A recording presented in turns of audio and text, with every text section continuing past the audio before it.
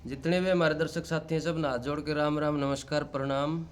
जितनी भी हमारी मातृशक्ति है, जो भी इस वीडियो को देख रहा है, सबको प्रणाम।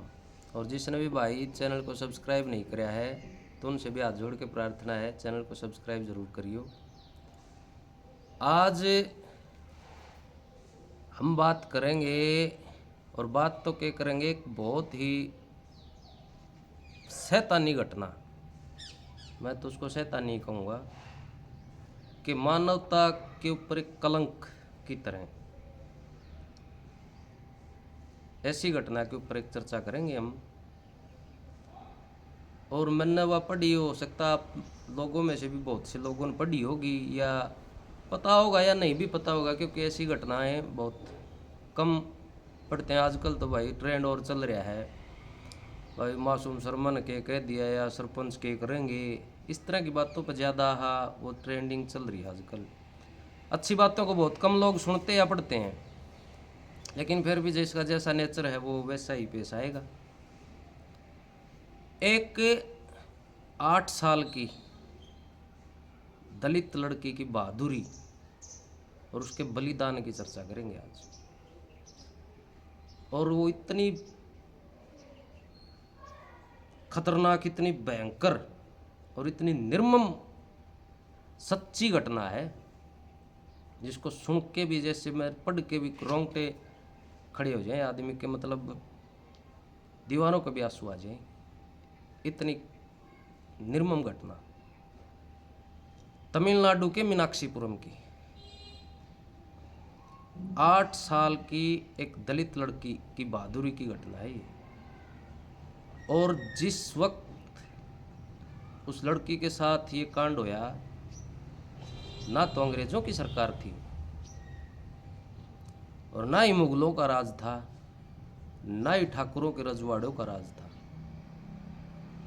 आजाद भारत की घटना है ये। 23 फरवरी, शायद 23 फरवरी ही, 23 फरवरी 1981, तमिलनाडु के मीनाक्षीपुरम से कम भी ये मानो उस टाइम तकरीबन 1000 लोगों का धर्म परिवर्तन करा करके मुसलमान बना दिया था। और इस कार्य में जो विशेष अग्रणी थे, डॉक्टर नसरुद्दीन कमाल और मौलाना नूरुद्दीन खान।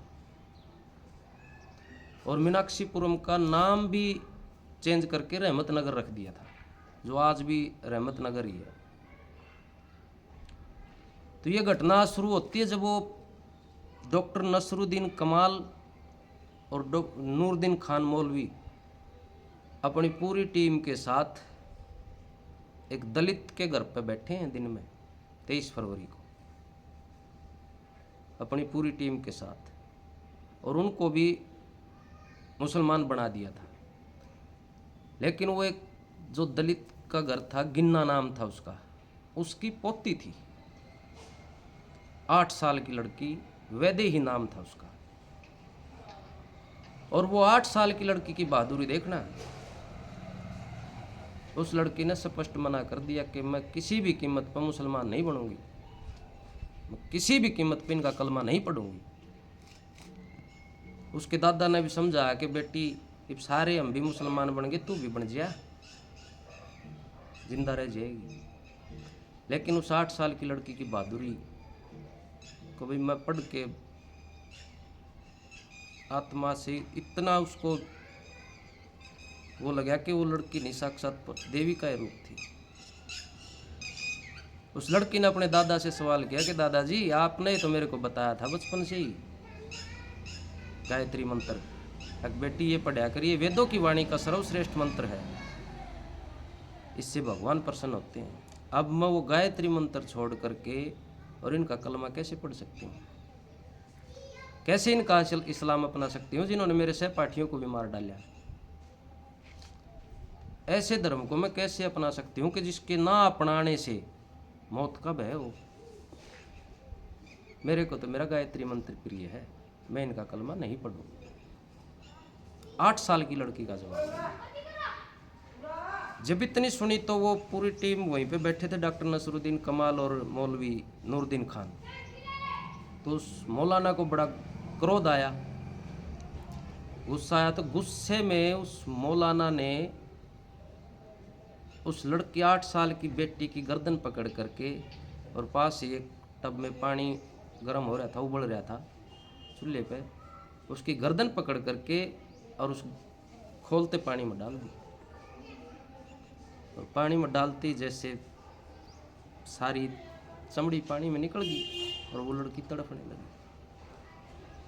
लेकिन तड़पते तड़पते भी उसने यही कहा कि मैं किसी भी कीमत पर मुसलमान नहीं बनूंगी, मैं कलमा नहीं पढ़ूंगी, चाहे मेरी जान ही चली जाए।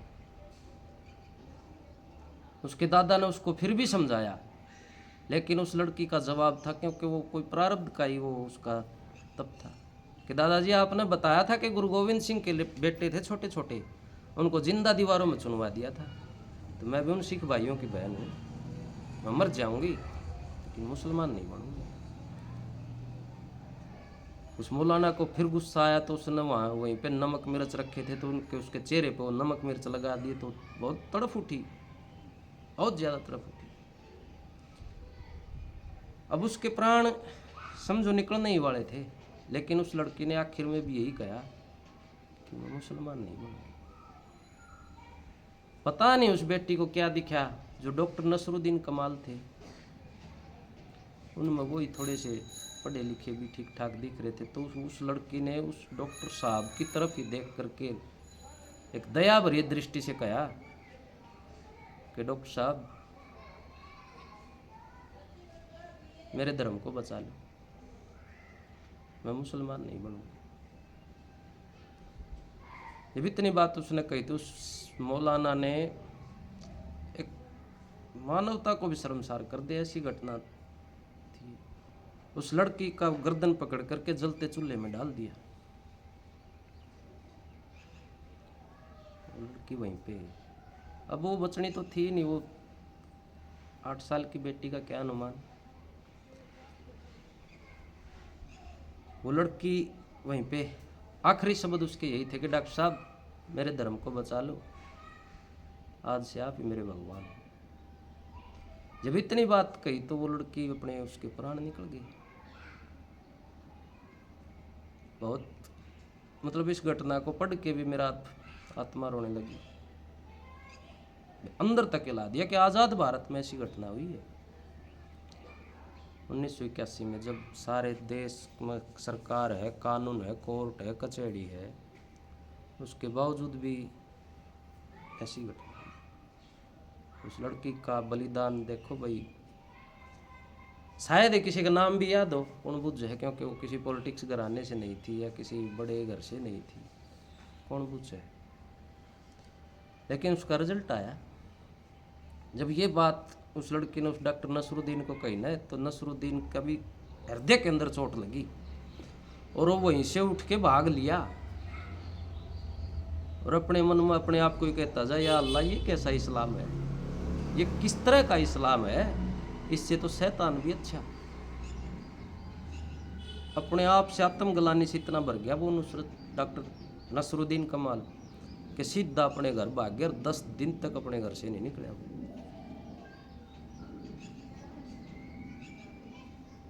10 दिन के बाद में वो आंख मिचर खोला तो उसको सिर्फ वो वैद्य ही दिखे। तो फिर वो बाजार में गया, बाजार में जा करके गायत्री मंत्र का अर्थ जानने के लिए, कि भाई गायत्री मंत्र कर रही थी वो लड़की, ऐसा क्या है भाई गायत्री मंत्र ने उसको इतनी ताकत दी। इतनी प्रताड़ना करने के बाद में भी उसने इस्लाम नहीं अपनाया। तो गायत्री मंत्र का अर्थ जानने के लिए किताब खरीद के लाया और वो किताब भी इत्तेफाक से उसको मुसलमान उसको नूर हकीकत कहते हैं और हमारे सनातन में उसको सत्यार्थ प्रकाश कहते हैं, तो स्वामी दयानंद की लिखी हुई सत्यार्थ प्रकाश को उसने पढ़ा और पढ़ करके उसने बिल्कुल, उसका मन बड़ा उद्विग्न हो गया। और ठीक 8-9 महीने बाद 11 नवंबर को डॉक्टर नसरुद्दीन कमाल ने इस्लाम को त्याग करके विश्व हिंदू परिषद और आर्य समाज के साथ 11 नवंबर 1981 को ही सनातन धर्म को अपनाया और सनातन धर्म के प्रचार प्रसार में ही लग गया।